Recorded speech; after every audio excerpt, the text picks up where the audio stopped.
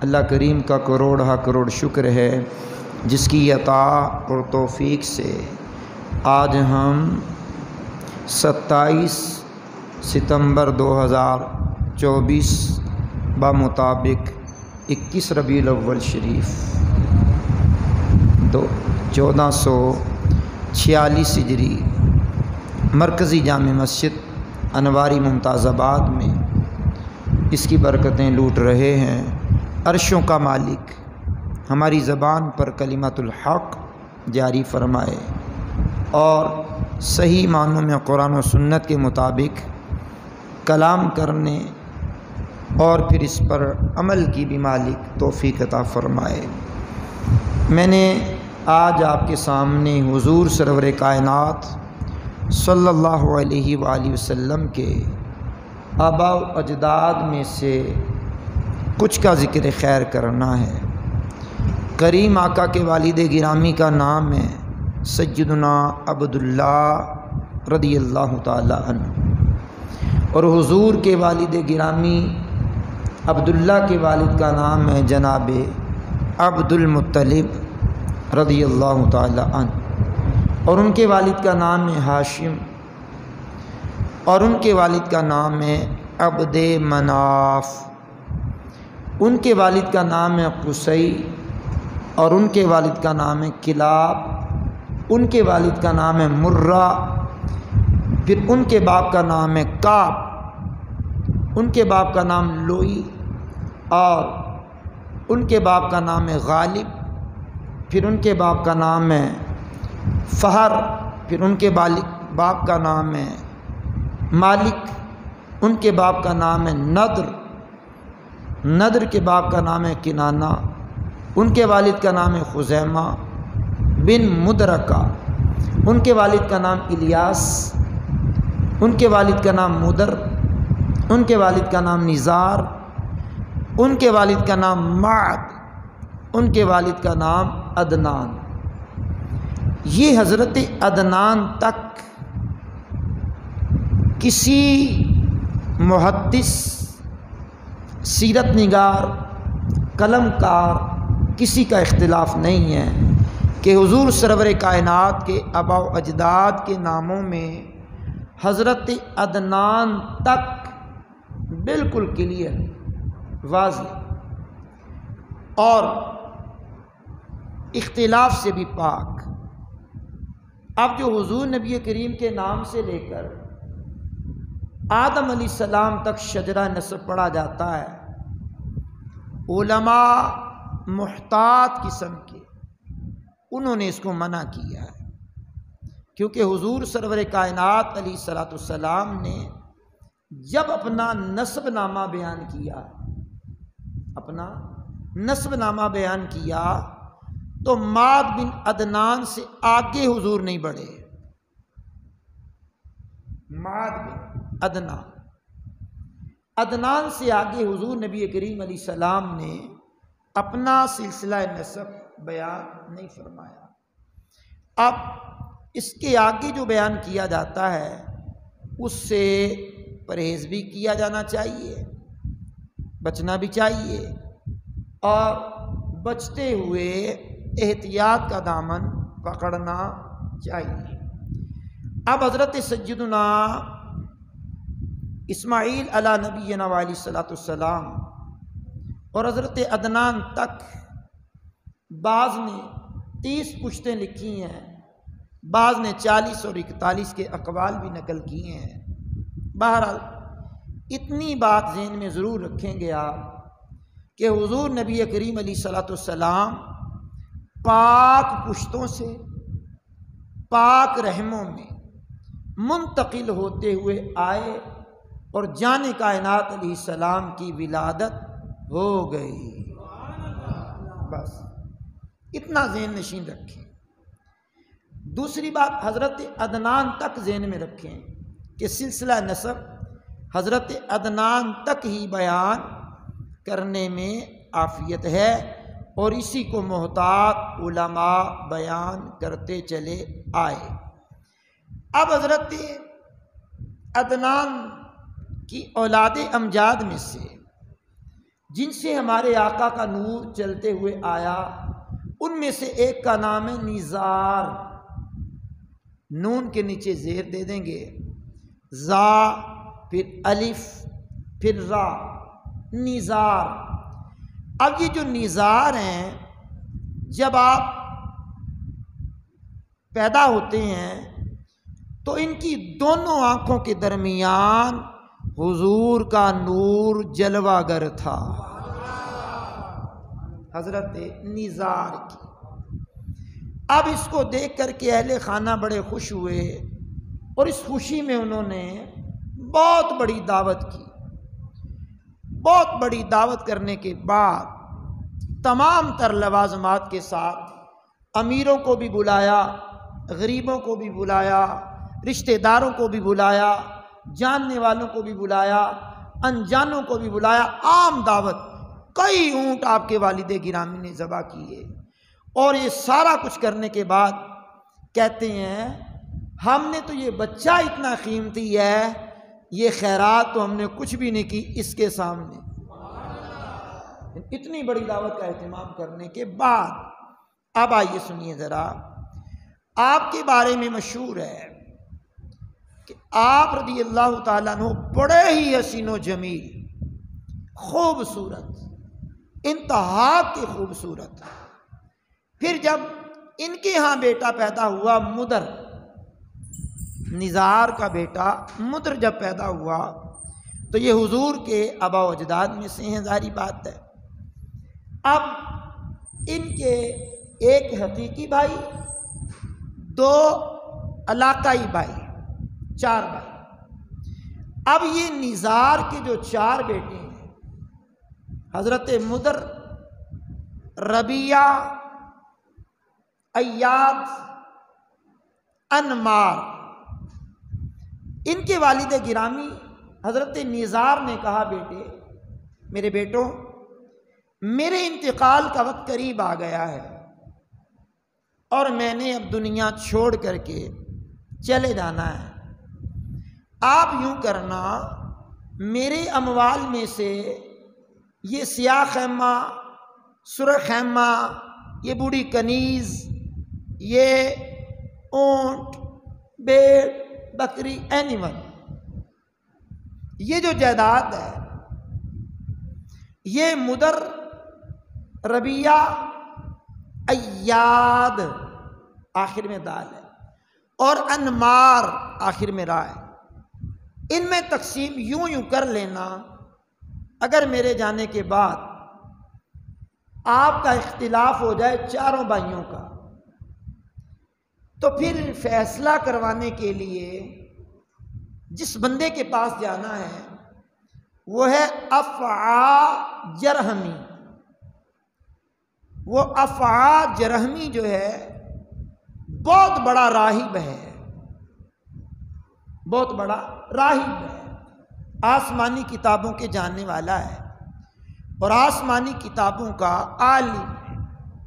اس کے پاس جانا، اپنا سارا مدعا سامنے رکھنا، وہ جو فیصلہ کرے اس کو بلا چون و چرا مان لینا۔ انہوں نے کہا جی بہت خوب ہے، بہت خوب، بہت اچھا ہوا۔ اب یہ باپ کا انتقال ہوتا ہے، حضرت نزار کا،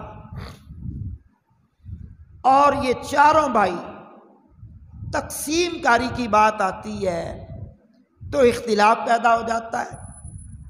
جب اختلاف پیدا ہوا تو والد گرامی کی بات یاد ہے، اختلاف کی صورت میں جھگڑنا نہیں ہے، لڑنا نہیں ہے، اور فیصلہ بھی کسی عام بندے سے نہیں کروانا۔ افعا جرہمی راہب، اس کے پاس جانا ہے۔ سب نے کہا جی بات تو ٹھیک ہے، افعا جرہمی کے پاس چلتے ہیں۔ اب یہ چاروں بھائی اپنے گھر سے نکلے افعا جرہمی کے پاس جانے کے لیے۔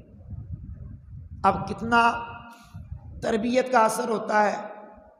اب ہمارے ہاں تو جب یہ معاملہ درپیش ہوتا ہے، باپ کا انتقال ہو جائے یا ماں کا انتقال ہو جائے، جس کے ہاتھ میں جو آیا وہ لے گیا، بات غلط ہے. بہنوں کا کوئی حصہ نہ دیا، بات غلط ہے. بیٹیوں کا حصہ بھی ہوتا ہے باپ کی جائیداد میں، بیٹوں کا بھی ہوتا ہے. قرآن کریم نے یہ واضح طور پہ بیان کیا ہے. پورا رکوع ہے میراث کا. یوصیکم اللہ فی اولادکم للذکر مثل حظ الانثیین الآخر تک. یہ چوتھے پارے کے اندر رکوع ہے پورا. اس کو بھی سمجھنا بھی چاہیے، پڑھنا بھی چاہیے، اور اپنے فیصلے قرآن و سنت کے مطابق کروانے کی جستجو بھی بندے کو رہنی چاہیے. خیر، یہ حضرت مدر، ربیہ، ایاد، انمار، یہ چاروں چلے افعاج رحمی کے پاس فیصلہ کروانے. جس راستے سے یہ گزر رہے ہیں، راستے میں دیکھا بڑی گھنی گھاس ہے، چارہ ہے، اور کوئی اونٹ چر کے وہاں سے گزر گیا. اب یہ تینوں بھائی بات کرنے لگے، چاروں بھائی بات کرنے لگے. حضرت مدر نے کہا یہ جس اونٹ نے چارہ چرا ہے، بڑے دھیان سے سننا، یہ حضور کے آباء و اجداد میں ہے. یہ تین بھائیوں میں سے تین بھائی نہیں، یہ مدر چوتھے ہیں، ان سے حضور کا نور چلا ہے. اللہ اکبر. یہ حضرت مدر نے کہا جس اونٹ نے اس گھاس کو چرا ہے وہ ایک آنکھ سے کانا ہے. کیا بات ہے، کیا بات ہے جناب. اب حضرت نزار کے یہ چاروں بیٹوں میں پہلے بیٹے حضرت نزار جو حضور کے آباء و اجداد میں ہے، حضرت مدر کے والد. اب ان کے دوسرے بھائی ربیہ، انہوں نے کہا بھائی جان آپ نے ٹھیک کہا ہے کہ یہ جس اونٹ نے یہ جگہ سے چارہ چرا ہے وہ کانا ہے، لیکن میری بات بھی سنو، میں کہہ رہا ہوں وہ لنگڑا بھی ہے. کوئی حرج نہیں اونچی بولنے میں، کیا حرج ہے، وہ لنگڑا بھی ہے. اس نے کہا جی وہ لنگڑا بھی ہے. ایاد نے کہا تم مجسمہ حیرت نہ بنو، میری بھی سنو. جس اونٹ نے یہ چارہ چرا ہے اس کی پیچھے دم نہیں ہے. ہوئے ہوئے، یہ حضور کے آباء و اجداد میں سے جو افراد آ رہے ہیں، ان کی عقل فہم کا اندازہ کون کر سکتا ہے. ایاد کے بعد انمار، اس نے کہا جی تینوں کی بات تمہاری ٹھیک ہے، لیکن میں یہ کہہ رہا ہوں جس اونٹ نے یہ چارہ چرا ہے وہ اپنے مالک کا بھاگا ہوا ہے. بھئی وہ جانور بھاگ کر آیا ہے یا کوئی چرانے آیا ہے، کیا کسی کو پتا ہے. یہ چاروں بھائی باتیں کر رہے تھے. ایک بندہ آیا اونٹنی پر، اونٹنی بھگاتا ہوا آیا، اور کجاوا بھی خالی اس کے پاس ہے، اونٹنی پر بیٹھا ہوا ہے. اس نے ان چاروں کو دیکھا، کہنے لگا او بھائی تم نے میرے اونٹ کو دیکھا ہے؟ حضرت مدر نے کہا وہ جو کانا ہے؟ اس نے کہا ہاں ہاں وہی. اچھا، وہ بڑا حیرت زدہ ہوا، جی مجھے میرا اونٹ مل جائے گا. ربیہ نے کہا وہ جو لنگڑا؟ اس نے کہا ہاں وہی. اللہ. حضرت ایاد نے کہا کہ وہ جس کے پیچھے دم نہیں ہے؟ اس نے کہا وہی. چوتھی بات کر رہا ہوں.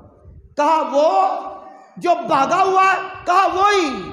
اس نے آنے والے نے کہا جی دو، پھر کہاں ہے وہ؟ کہنے لگے ہمیں کیا پتا. کیا بات ہے جناب، کیا بات ہے. اس نے کہا اگر تم نے دیکھا نہیں ہے تو کانے پن کا کیسے پتا چلا؟ اگر دیکھا نہیں ہے تو یہ کیسے پتا کہ وہ لنگڑا ہے؟ اگر دیکھا نہیں ہے تو کیسے پتا ہے کہ اس کے پیچھے دم نہیں ہے؟ اگر دیکھا نہیں ہے تو کیسے پتا ہے کہ وہ بھاگا ہوا ہے؟ انہوں نے کہا جی یہ بات بحث نہ کریں ہم سے، آپ جائیں اپنا اونٹ تلاش کریں، ہمیں کوئی نہیں پتا وہ اونٹ کہاں ہے. انہوں نے کہا یار عجیب بات ہے، نشانیاں بتا رہے ہو، من نوعاً وہی نشانیاں ہیں، اور اونٹ تمہارے پاس نہیں ہے. تم نے کہا دیکھا بھی نہیں ہے، میں نہیں مانتا، تم جا کدھر رہے ہو؟ انہوں نے کہا بھائی جا اپنا کام کر، ہمارے اندر بھی اختلاف ہوا پڑا ہے، ہم اپنا فیصلہ کروانے افعاج جرہمی کے پاس جا رہے ہیں. اس نے کہا جی میں بھی وہیں جاؤں گا. کیا بات، میں تمہارا پیچھا چھوڑنے والا نہیں ہوں۔ انہوں نے کہا بہرحال اونٹ ہمارے پاس نہیں ہے، یہ تو پکی بات ہے کہ اونٹ ہمارے پاس نہیں ہے، باقی تمہاری مرضی ہے، اپنا ٹائم ضائع کرنا تو کرو، ہمارے پاس اونٹ نہیں ہے۔ اب یہ چلتے چلاتے وہ جو افعا جرہمی تھا، بہت بڑا راہب، آسمانی کتابوں کے جاننے والا بہت بڑا جو راہب تھا، اس کے پاس پہنچ گئے، اور یہ اونٹ کا مالک بھی ان کے پاس پہنچ گیا۔ ان چاروں نے کہا جی ہم اپنا فیصلہ کروانے آ رہے تھے، یہ درمیان میں ہمارے ساتھ نتھی ہو گیا ہے، یہ کہتا میرا اونٹ تمہارے پاس ہے، ہمارے پاس تو نہیں ہے۔ اس نے کہا جی ان سے پوچھئے، انہوں نے نشانیاں نہیں بتائیں کہ وہ کانا ہے، وہ لنگڑا ہے، وہ دم کٹی ہے، وہ بھاگا ہوا ہے۔ انہوں نے کہا جی ہم نے بتایا ہے۔ وہ افعا جرہمی جو تھا، عالم تو تھا، راہب تو تھا، اس نے کہا یار تمہیں کیسے پتا چلا کہ یہ ساری نشانیاں اس میں، جبکہ دیکھا بھی نہیں؟ کہنے لگے جی ہم نے اس گھاس کو دیکھا جس کو چرا ہے اس نے، ادھر سے چرا ہے، ادھر سے چرا ہی نہیں۔ حضرت مدر نے کہا جو حضور کے آباء و اجداد میں سے ہیں، انہوں نے کہا جی ادھر سے چرا ہے، ادھر سے چرا نہیں، ہمیں پتا چل گیا کہ وہ ایک آنکھ سے کانا ہے، جدھر سے نظر آیا ادھر سے چرتا گیا۔ کیا عقل ہے، کیا شعور ہے، کیا فہم ہے۔ اچھا دوسرے سے کہا بھی تم نے کہا لنگڑا ہے، اس نے کہا جی میں نے بھی اسی گھاس کو دیکھا ہے، اس کا ایک قدم کہیں کہیں لگتا تھا، کہیں لگتا ہی نہیں تھا، کہیں 3 لگتے تھے، کہیں 4 ہو جاتے تھے، پھر 1 لگ جاتا تھا، تو میں نے محسوس کیا کہ وہ لنگڑا ہے۔ کیا بات ہے۔ ایاز سے کہا تم نے کہا اس کی دم نہیں ہے، یہ کیا بات ہوئی؟ اس نے کہا جی جس اونٹ کی دم ہوتی ہے نا، وہ جو مینگنیاں کرتا ہے، وہ جب کرنے سے کرتا ہے تو وہ دم مارتا ہے اس کے اوپر، وہ یا تو پھس جاتی ہے یا ٹوٹ جاتی ہے، اس کی مینگنیاں ثابت۔ آہستہ آواز کیوں ہے جناب؟ کہا میں نے معلوم کیا کہ اس کی دم نہیں ہے۔ اور چوتھے یاد انمار سے کہا تم نے کہا کہ وہ بھاگا ہوا ہے، کہنے لگے وہ جو سبزہ ہے، گھاس ہے، گنجان ہے، بھرا ہوا چارہ ہے، اس نے کچھ یہاں سے چرا، پھر آگے چرا، پھر آگے چرا، اگر وہ بھاگا ہوا نہ ہوتا تو ایک ہی جگہ سے پیٹ بھر کے کھاتا، اس نے بھاگتے بھاگتے کھایا ہے، میں نے معلوم کر لیا کہ وہ بھاگا ہوا ہے۔ سید عالم کا نور جدھر سے گزرا، سننا ذرا، سید عالم کا نور جدھر جدھر سے گزرا، پیچھے شجرہ پڑھ چکا ہوں، سید عالم کا نور جدھر جدھر سے گزرا، وہ راہیں بھی چمکاتا گیا، وہ عورتوں کو بھی چمکاتا گیا، وہ مردوں کو بھی چمکاتا گیا، بالآخر جب بی بی آمنہ کے پاس سے وہ نور نکلا، اس بی بی آمنہ کے حجرے کو بھی چمکایا، پہاڑوں کو بھی چمکایا، اس چمک میں ملک شام کے محلات بھی نظر آ گئے۔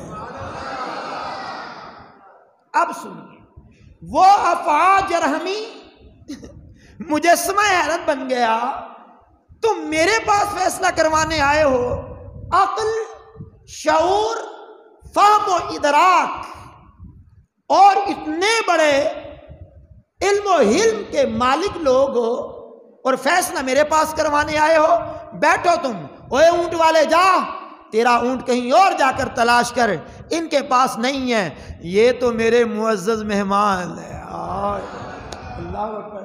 اب اس نے آرڈر جاری کیا ان چاروں بھائیوں کے لیے پرتکلف دعوت کا اہتمام ہو، پرتکلف دعوت، بھائی جو روکھی سوکھی ہے وہ نہیں، پرتکلف دعوت کا اہتمام کیا جائے۔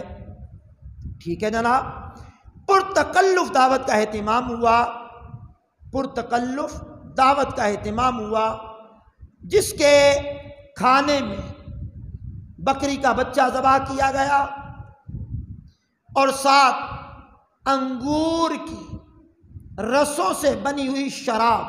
اب شراب کا لفظ سنتے ہی لوگ حیران ہو جاتے ہیں، قرآن نے بھی کہا شرابن طہورا، یہ جو نشے والی شرابیں ہوتی ہیں یہ حرام ہے، ٹھیک ہے، اور ایک شراب جنت میں بھی پلائی جائے گی، وہ شرابن طہور ہے، پاکیزہ شراب ہے، دودھ کی نہریں ہیں، شہد کی نہریں ہیں، صاف پانی کی نہریں ہیں، یہ قرآن نے ذکر کیا ہے، سورہ محمد پڑھ کے دیکھیے، ان نہروں کا بھی ذکر کیا، پھر حوض کوثر بھی تو ہے۔ تو بہرحال یہ جو شراب ہمارے ہاں استعمال کی جاتی ہے یا آج کے دور میں پائی جاتی ہے، یہ اس سے بچنا چاہیے۔ کتنوں کی زندگیاں اس نے تباہ کی ہیں، کتنے لوگوں کی جانیں لی ہیں، کتنی زہریلی شراب، زہریلی نہ بھی ہو تو پینا تو شریعت کو مطلوب نہیں ہے، بچنا مطلوب ہے۔ ہماری شریعت میں شراب حرام ہے، اور شراب ام الخبائث ہے، یہ تمام برائیوں کی ماں ہے، اسی سے آگے برائیاں جنم لیتی ہیں۔ تو بہرحال اس دور میں ان کو انگور، اگر سادہ لفظ پڑھ دوں، انگوروں کا بنایا ہوا شربت پیش کیا گیا، اور کھانے میں وہ بکری کا بچہ ذبح کیا ہوا دیا گیا۔ بڑی پرتکلف دعوت کی اس افعا جرہمی نے۔ اب جب دعوت ہو گئی، لذیذ کھانا کمال کا جناب، اور شربت کمال کا جناب، اب ابھی کھانا کھانے کے بعد، فراغت پانے کے بعد، یہ چاروں بھائی پھر آپس میں بات کرنے لگے۔ قربان جاؤں وہ بات کیا ہے، کیا ان کی عقل ہے، کیا ان کا شعور ہے، کیا ان کی سوچ ہے، کیا ان کا علم ہے، کیا ان کا فہم ہے، کیونکہ نور مصطفیٰ حضرت نزار سے پھر مدر میں منتقل ہوا تو یہ بقیہ کو بھی تو نور ملا ہے نا۔ اللہ اکبر، سبحان اللہ الکریم۔ اب حضرت مدر نے کلام کرنا شروع کیا۔ حضرت مدر نے کہا، آج جو ہم نے یہ انگوروں کی بیل اور انگوروں کا جو رس، انگوروں کی جو شراب، ٹھیک ہے، یہ ہم نے پی ہے، بڑی لذیذ، بڑی ہی لذیذ۔ آپ شربت کو ذہن میں رکھیے گا، بار بار شراب کا نام آ رہا ہے، آپ شربت کو ذہن میں رکھیے گا، بڑی لذیذ شربت، بڑا لذیذ شربت۔ کاش اس انگوروں کی بیل کہتے ہیں نا، بیل بوٹے، انگوروں کی بیل کسی قبر پر نہ لگی ہوتی۔ اوے بھائی، انگور کہاں، بیل کہاں، خطہ کون سا، چٹیل میدان نہیں، کوئی باغیچہ نہیں، قبر کے اوپر بیل نہ لگی ہوتی، اس بیل کے یہ انگور ہیں، ان کا یہ بنایا ہوا شربت ہے۔ وہ سر پکڑ کر کے بیٹھ گیا، پہلے تو اونٹ والی بات نہیں بھولا، وہ کہنے لگا تم فیصلہ کرنے آئے ہو کہ کرنے آئے ہو، کروانے آئے ہو۔ اتنے میں دوسرے بھائی نے کہا میری بھی بات سنو، یہ جو اس نے ہمیں گوشت کھلایا ہے، کاش، ربیہ نے کہا، کاش یہ گوشت جس جانور کا ہے، بکری کا، بکرے کا، جس جانور کا ہے، اس کی پرورش کتیا کا دودھ پلا کے نہ کی ہوتی۔ بھئی یہ جانور کہاں پلا، کہاں بڑا ہوا، کیا اس نے کھایا، کیا اس نے پیا، ایک ایک بات پر کلام ہے، لیکن ظاہری بات ہے ہم نے وقت میں رہنا ہوتا ہے۔ وہ افعا جرہمی سر پکڑ کے بیٹھ گیا، یہ تو مجھے بھی پتا نہیں ہے کہ انگور کہاں سے آئے اور یہ ذبح ہونے والا جانور کہاں سے آیا۔ ان کو یہ بھی پتا ہے کہ اس کی پرورش بھی کتیا کا دودھ پلا کے کی گئی ہے۔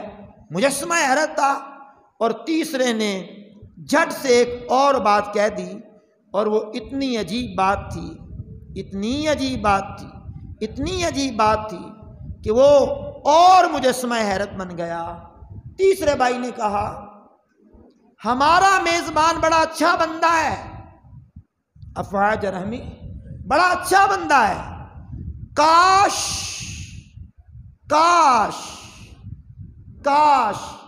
ایاد نے کہا کاش۔ اب میں کاش کیوں کر رہا ہوں، اگلی بات بڑی عجیب ہے اور اہم بھی ہے۔ مدر ربیہ کی جملے ہو گئے۔ ایاد نے کہا ہمارا میزبان بڑا اچھا ہے، کاش یہ اپنے باپ کا نطفہ ہوتا۔ اب یہ ایک بندہ دعوت کر رہا ہے اور یہ آنے والے اسے حرام کا کہہ رہے ہیں، لیکن اس کے ذہن میں یہ بھی ہے کہ اونٹ والے کی بات۔ اب یہ تیسری بات بھی اس کے ذہن میں آ گئی۔ پھر انمار کی باری آئی، اس نے کہا جی آپ ساری باتیں چھوڑو، آج کی دعوت بھی کمال ہے اور یہ گفتگو بھی کمال ہے۔ اس نے کہا آپ بیٹھو، تمہارا فیصلہ میں بعد میں کروں گا، پہلے اپنا فیصلہ تو کرواؤں۔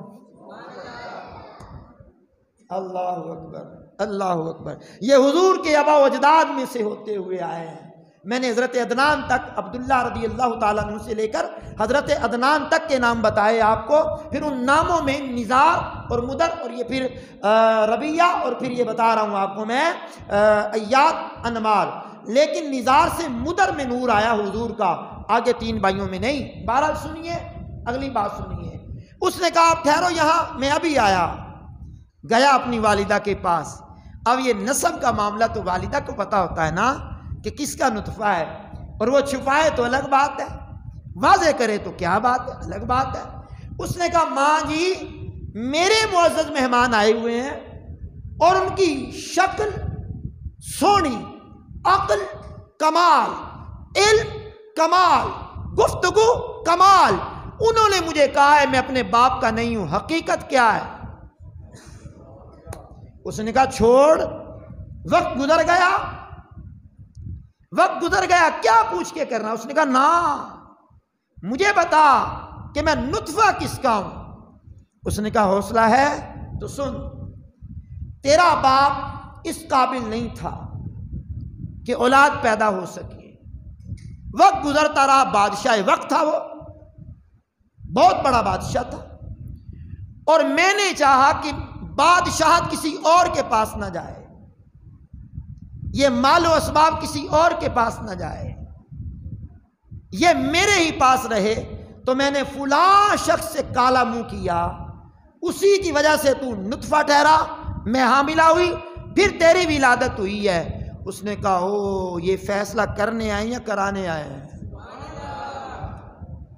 اب اس نے کہا یہ بات ٹھیک ہے۔ اب اس نے اس کو بلایا جو انگور لے کر کے آیا تھا۔ اس نے کہا تو نے انگور کہاں سے لیے؟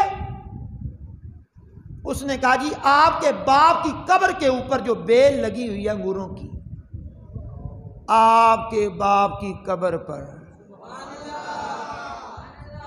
تیسری مرتبہ آپ کے باپ کی قبر پر۔ اور ادھر کیا کہا گیا تھا؟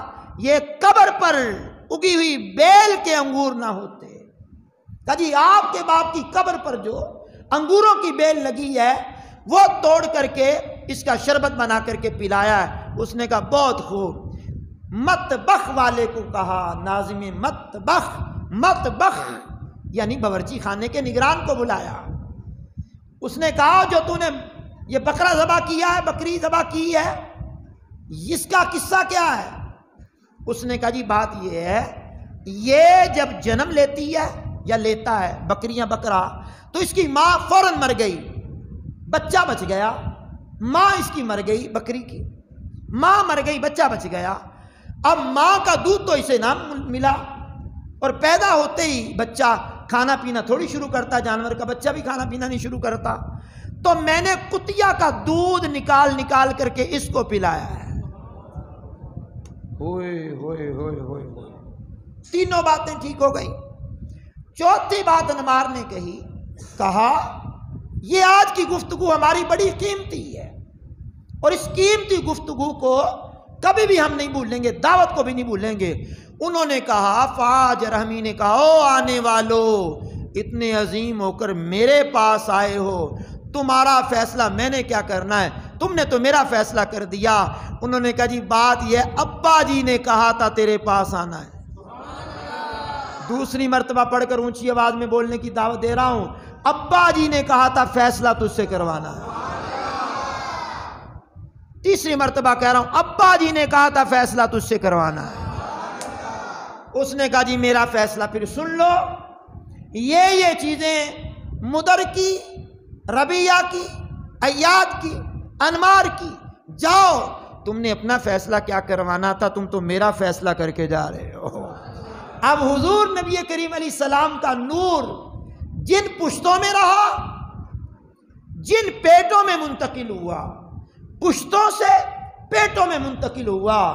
طبقات ابن سعد میں 500 مائیں لکھی ہیں، 500، اور طبقات ابن سعد کیا خلاصہ پڑھ رہا ہوں، ایک بھی ایسی نہیں کہ جو زنا کی پیداوار ہو، زمانہ جاہلیت میں بھی نہیں، اور ایک بھی ایسی نہیں ہے جو مشرکہ ہو، ایک بھی باپ ایسا نہیں جو مشرک ہو۔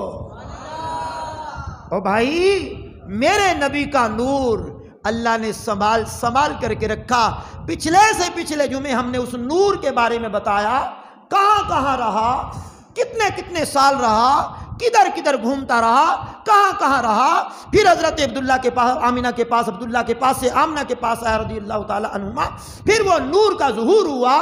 تو آج میں نے آبا و اجداد کی بات کی ہے، حضرت عدنان تک حضور کا سلسلہ نسب پڑھنا ٹھیک ہے، حضرت سیدنا عبداللہ رضی اللہ تعالیٰ عنہ سے لے کر حضرت عدنان تک، پھر حضرت عدنان سے آگے آدم علیہ السلام تک شجرہ نسب پڑھنے کی اجازت نہیں۔ حضور نے خود اپنا شجرہ نسب حضرت عدنان تک بیان کیا۔ آگے مورخین کا، سیرت نگاروں کا اور اہل علم کا اختلاف، پکی اتھینٹک بات حضرت عدنان تک ہی ہمیں رکنا چاہیے۔ تو یہ نور جدھر جدھر سے گزرا، میرے امام کے کلام پر بات کو ختم کر رہا ہوں۔ کہا آقا چمک تجھ سے پاتے ہیں سب پانے والے، آقا چمک تجھ سے پاتے ہیں سب پانے والے، میرا دل بھی چمکا دے چمکانے والے۔ تو یہ نور جدھر جدھر سے گزرتا رہا، چمک پیدا کرتا رہا، علم پیدا کرتا رہا، علم پیدا کرتا رہا، اور جن جن پشتوں میں آیا ان کو بھی خوبصورت بنایا، جن رحموں میں آیا ان کو بھی خوبصورت بنایا۔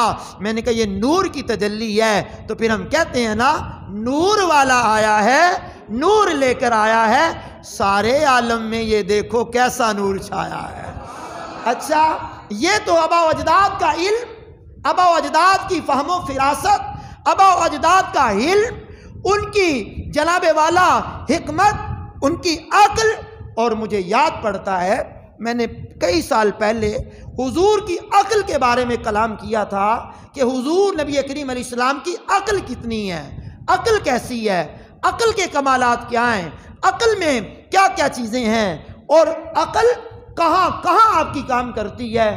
زندگی میں کبھی پھر موقع ملا اور وہ فائل ہاتھ لگ گئی کبھی پڑھتے ہوئے، تو انشاءاللہ پھر اس کو دوبارہ ریپیٹ کریں گے کسی وقت میں جا کر کے۔ اللہ کریم مجھے آپ کو عمل کی توفیق سے مالا مال کر دے۔ وآخر دعوانا ان الحمد للہ رب العالمین۔